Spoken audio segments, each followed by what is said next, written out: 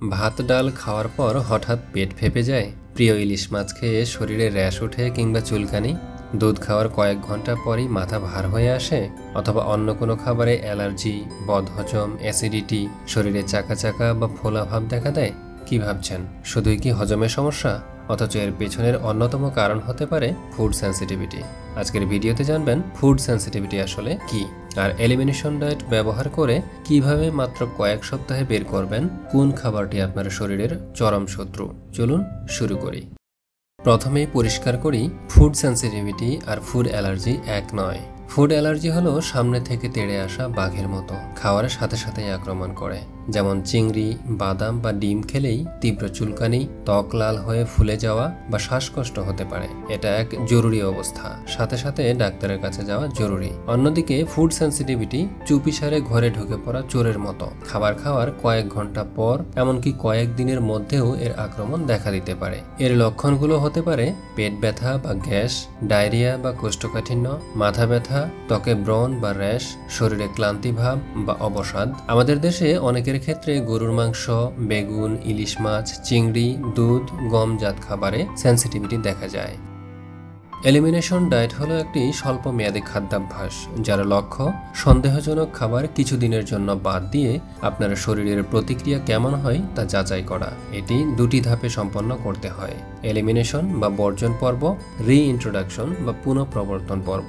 Elimination diet কিভাবে করবেন? 3 থেকে 4 সপ্তাহের জন্য কিছু সাধারণ সন্দেহজনক খাবার তালিকা থেকে পুরোপুরি বাদ দিতে হবে, কোনো ফাঁকি দেওয়া চলবে না। খাবারগুলো হলো দুধ ও দুগ্ধজাত খাবার, যেমন দুধ, দই, পনির, মিষ্টি ইত্যাদি। গম বা গ্লুটেন জাতীয় খাবার, যেমন রুটি, পাউরুটি, নুডলস, পাস্তা ইত্যাদি।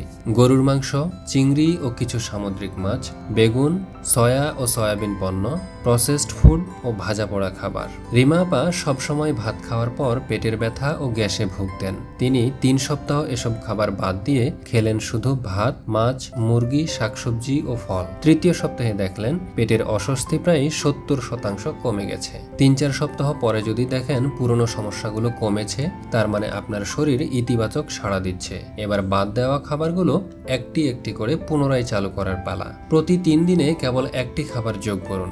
যেমন প্রথম দিন আপনি দুধ খেলেন, এরপর 2 দিন অপেক্ষা করুন এবং খেয়াল করুন কোনো সমস্যা হচ্ছে কিনা।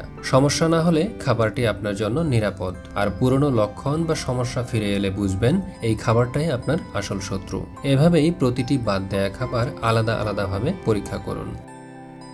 এলিমিনেশন ডায়েট শুরু করার আগে কয়েকটি বিষয় মাথায় রাখা খুব জরুরি। কি খাবেন তা আগে থেকেই পরিকল্পনা করে নিন। এ সময় প্রচুর শাকসবজি, ফলমূল, মুরগির মাংস, মাছ ও ভাত খেতে পারেন। শরীরকে সতেজ রাখতে প্রতিদিন পর্যাপ্ত পরিমাণে পানি পান করা আবশ্যক। মনে রাখবেন, এটি শুধুমাত্র ফুড সেন্সিটিভিটি নির্ণয়ের একটি পদ্ধতি, কোনো দীর্ঘমেয়াদী ডায়েট প্ল্যান নয়।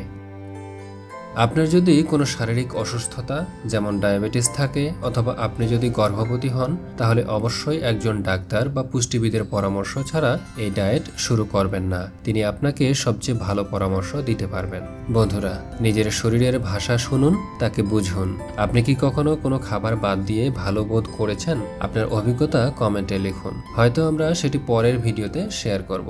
ভিডিওটি ভালো লাগলে লাইক ও শেয়ার করুন, আর স্বাস্থ্য সচেতন থাকতে আমাদের চ্যানেল সাবস্ক্রাইব করতে ভুলবেন না। সবাই সুস্থ থাকুন, ভালো থাকুন। আল্লাহ হাফেজ।